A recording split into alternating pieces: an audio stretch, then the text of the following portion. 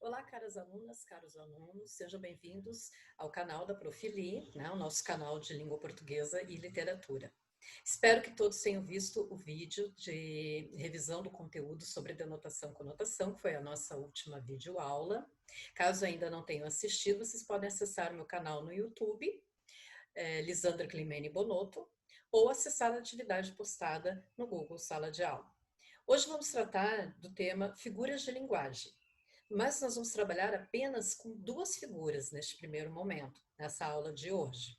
Então, vou compartilhar com vocês aqui os slides que eu elaborei, retomando, né, a ideia do sentido figurado e sentido literal, ou seja, o sentido denotativo e o sentido conotativo. Lembrando aqui uma expressão que eu usei na aula anterior sobre a expressão popular bater as botas, que no sentido real, no sentido literal, nós estaríamos realmente pegando as botas, os sapatos, né, e batendo, para tirar a sujeira, enfim. No sentido figurado, ou seja, no sentido conotativo, nós podemos usar essa expressão como uma forma de suavizar uma notícia ruim. No caso, seria de que a pessoa faleceu. Né? Como é que nós chamamos, então, as expressões quando nós utilizamos esse sentido figurado, né? Como, por exemplo, bater as botas? Nós chamamos de figuras de linguagem. Essas figuras, elas são os recursos expressivos empregados, né, normalmente para gerar uns efeitos nos discursos que amplia mais a ideia que se pretende passar, que não seria possível com o uso restrito e literal das palavras. Então, como no exemplo anterior, quando falamos bater as botas, é uma maneira suave, né? Um eufemismo, uma forma de suavizar, ou seja, a gente está ampliando o uso da expressão com uma certa intencionalidade. Bom, e aí hoje nós vamos trabalhar com duas figuras de linguagem muito comuns, tanto no nosso dia a dia como na literatura, que é o nosso foco dos próximos estudos, das próximas aulas. Nós temos uma figura muito comum que é a comparação. Ela é, normalmente, né, a gente utiliza a comparação direta para dar exemplos, né, de qualificações de um ser, né, usando, então, o conectivo como, assim como, bem como, né, enfim, conectivos que nos indicam os elementos comparativos, o que nós estamos comparando. Veja um exemplo da propaganda do Tandy, que é um creme dental infantil. Tandy é como colocar doce em boca de criança. Então, quais são os elementos que estão sendo comparados? O creme dental com o doce. Por que a propaganda se utiliza desse recurso? Justamente para agradar, né, para trazer uma ideia mais agradável do uso desse creme dental, comparando com o doce, com o objeto doce, que a criança tanto gosta. Agora vejam que na frase, né, foi utilizada o comparativo como. Naquele domingo trabalhou como um cavalo. Então, novamente aqui, nós temos uma comparação feita entre o indivíduo e o cavalo. Por que o cavalo? Por que essa figura? Porque o cavalo, ele é um animal que normalmente, né, utiliza de muita força, né? Ele tem muita força. Então, aqui nós queremos dizer que naquele domingo o sujeito trabalhou de uma forma, né, utilizando toda a sua força, utilizando todo o seu empenho possível. Temos o caso das tirinhas, que eu gosto de usar bastante. Né? Homens são como um bom vinho, olhem a comparação. Né? Comparando então o objeto homem com vinho. Todos começam como uvas. É dever das mulheres pisoteá-las e mantê-los no escuro até que amadureçam e se tornem uma boa companhia para o jantar. Então, o exemplo aqui, né, do homem sendo comparado com o vinho, sendo comparado com a uva, e claro, um certo sarcasmo na tirinha. Já a metáfora, ela é também uma comparação, ela consiste, né, numa relação de comparação, de muita semelhança, né? Só que ela é mais sutil, ela já exige que, como ela não se utiliza do elemento comparativo, como, tal qual, né, enfim, aqueles elementos que apareceram no slide anterior, ela exige uma percepção maior do leitor, né? Veja essa figura do lado que eu gosto muito de usar como exemplo. Quer continuar a respirar? Começa a preservar. No caso aqui, a comparação ela está implícita, ela não aparece ali na frase, ela vai aparecer no desenho, na imagem, que são duas árvores colocadas nas laterais, tá? De modo que nos traz a ideia de um pulmão.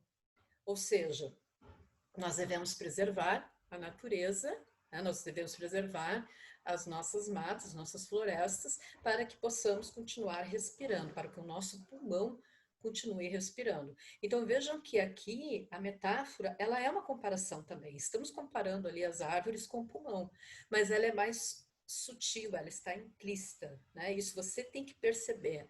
Não há o elemento aparecendo ali para nos dar essa interpretação tão facilmente. Naquele domingo, ele era um cavalo trabalhando. Vejam que, em relação ao exemplo anterior, foi tirado o conectivo como, e aí nós temos então a metáfora. Olhem outros exemplos. Gabriel é um gato. Quando se faz o comparativo entre um homem e um gato, o que na verdade está querendo se dizer? Qual seria o sentido denotativo, né, da expressão gato, dessa figura do gato? Subentende-se que ele tem uma beleza igual à beleza felina. Quando nós dissemos Lucas é um touro, a gente já está subentendendo que nessa comparação, né, existe uma força em Lucas. Fernando é um anjo, ou seja, subentende-se que Fernando tem essa bondade que é existente, né, no caso dos anjos. Dona Filomena é uma flor, né, ou seja, ela possui a beleza da flor. E eu gosto muito desse exemplo aqui da propaganda, deixa eu baixar minha telinha aqui para vocês verem. Você é a minha primeira xícara de café do dia, né? Você sendo comparado ao café. Vejam que legal, né? Por que é interessante? Porque isso é uma propaganda de Feliz Dia dos Namorados. Por sinal, as propagandas utilizam muito das figuras de linguagem. Né? Isso nós vamos ver em todas as demais figuras, não só na metáfora, na comparação. Mas quer dizer que o café, qual é a principal propriedade, a principal qualidade, a principal característica do café? Né? É acordar. Né? A gente toma um café para dar aquela animada, para dar aquela acordada. Ou seja, quando eu diz que você é a minha primeira xícara de café do dia, quer dizer que você é aquela pessoa que me faz acordar, que me dá um motivo a mais para acordar, né? Para me sentir animada durante o dia. Vou subir a minha telinha aqui, de novo. Vejam outro exemplo. Minha mãe me disse para nunca aceitar presentes de estranhos. Acho que nunca vou poder entrar na política. Vejam bem, onde é que está a metáfora aqui? Vejam que modo sutil, né, em que aparece a metáfora. Quando diz presente de estranho e compara a entrada na política, o que quer dizer isso?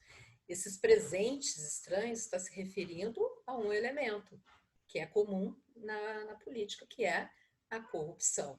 Então veja que nós temos todos esses exemplos são casos de metáfora. E nenhum deles foi usado o comparativo, né, aquele elemento como, que a gente chama de conectivo comparativo. Aqui nós temos mais exemplo. Né? Deixa eu arrumar de novo minha telinha aqui.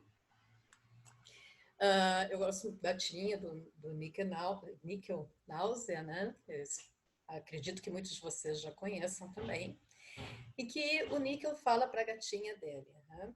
Você é um colírio para meus olhos. Vejam bem o uso da metáfora aqui, comparando, né, a gata a um colírio, ou seja, aquilo que traz um alívio para os seus olhos. Um descongestionante nasal para o meu nariz. Um antiácido para meu estômago.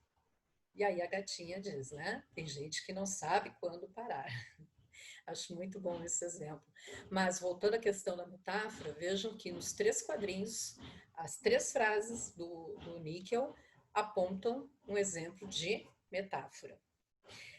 A nossa querida Mafalda, né, que é excelente, espetacular, a Mafalda do Quino, e que ela diz: esta é a borracha de apagar ideologias, apontando para o objeto, né, que o policial carrega, que no caso, né, o militar ali está carregando.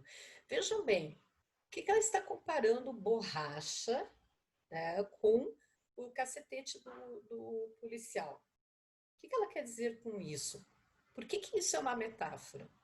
Porque está dizendo que o uso da força da violência, né, pelos militares, pelos soldados, pelos policiais, enfim, é uma forma de fazer com que as pessoas não possam abordar, não possam fazer uso de suas ideologias. E por último, uma charge que eu acho também muito interessante, né? Que é o pai cortando as asas do filho. Vejam bem, gente, porque, voltando ali sempre à ideia, por que é uma metáfora? Porque ele está usando um objeto, né, que é a tesoura, cortando as asas, que simbolizam o quê? Asa dá uma ideia de tanto um ser que possui um lado angelical, mas como também asas da ideia de uma pessoa que tenha liberdade. Então, quando o pai está usando uma tesoura para cortar essas asas, quer dizer que ele está cortando a liberdade dos filhos. Então, pessoal, nós temos aí os 2 exemplos, né, de figuras de linguagem que são muito utilizados, né, que é a comparação e a metáfora. Lembrando que as 2 figuras elas têm o mesmo objetivo, né, estabelecer uma semelhança, uma relação entre um elemento, né, e uma figura, né, ou seja, um ser humano com uma figura ou um objeto com uma figura, né, e estabelecer essa relação mostrando alguma qualificação. E aí, quando a gente fala de qualificação, lembrando que não quer dizer especificamente uma qualidade, algo que seja bom, qualificação no sentido de uma característica, ok? Espero que tenham gostado da aula de hoje. A nossa próxima aula nós vamos estar vendo mais figuras de linguagem, mas antes disso nós vamos treinar um pouquinho, né, essas 2 figuras, para que vejamos se vocês conseguiram apreender bem o conteúdo de hoje. Um abraço a todos, até a próxima aula.